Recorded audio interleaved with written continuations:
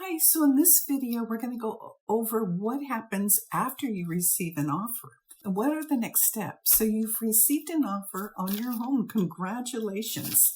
But it's natural to feel a little stressed out if the offer isn't quite what you hoped for.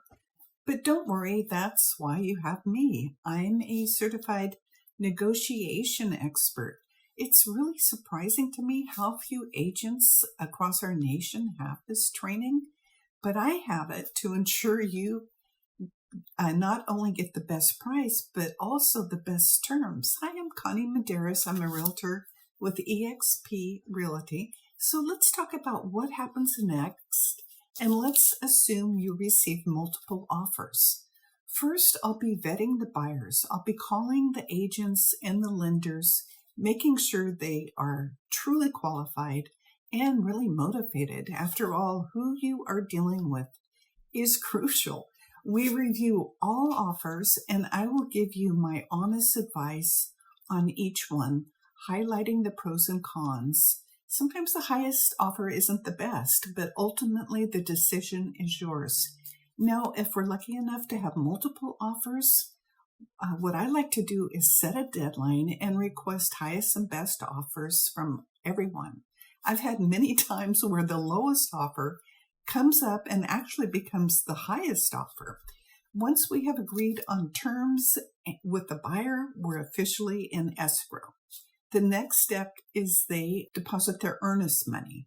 I always try during negotiations to make sure the initial deposit is at least 1.5% of the sale price. And once they remove all contingencies, an additional deposit of 1.5% is made. At this time, all disclosures and reports you have, I send them to the buyer's agent.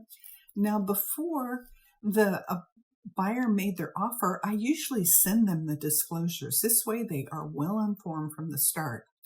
The buyer's inspection period has begun. If any issues arrive, they may request repairs, a credit, or a price reduction. This is why I prefer to have inspections completed and given to the buyer ahead of time to make sure the negotiated sale price stays in place. Meanwhile, the lender orders the appraisal, and I'm a licensed real estate appraiser myself, so I always meet the appraiser to discuss the comparables and the condition, other things like that.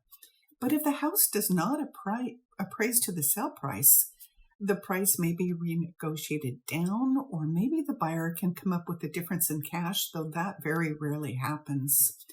And if we can't come to some sort of agreement, the contract is canceled and the earnest money is returned, provided the buyer stayed within the agreed upon timeline. And if we have multiple offers, that's when I'm calling everybody.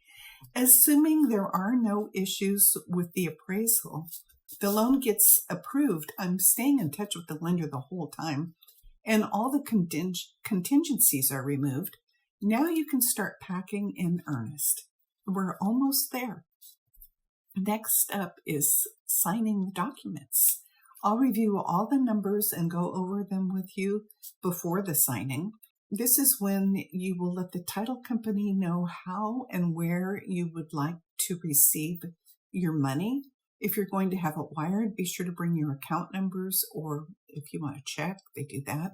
A few days before closing, the buyer will do a final walkthrough to ensure the property is in the same condition as when they made the offer. And if you're doing a simultaneous closing with another property, it can get a little tricky, but it's manageable. What I typically like to do is negotiate a rent back period for you, giving you some time after closing to move out. And finally, it's time to close. The money is at title, the house records, and it's officially sold. Congratulations. So if you found this helpful, please feel free to share it with anyone in California. It's California law that might find it helpful. As a realtor, I think it's so important to educate and empower my clients so they can make the best real estate decisions, knowing what steps are ahead. It helps make the transaction a lot less stressful. If you have any questions, please don't hesitate to reach out. I'm always happy to help. Thank you.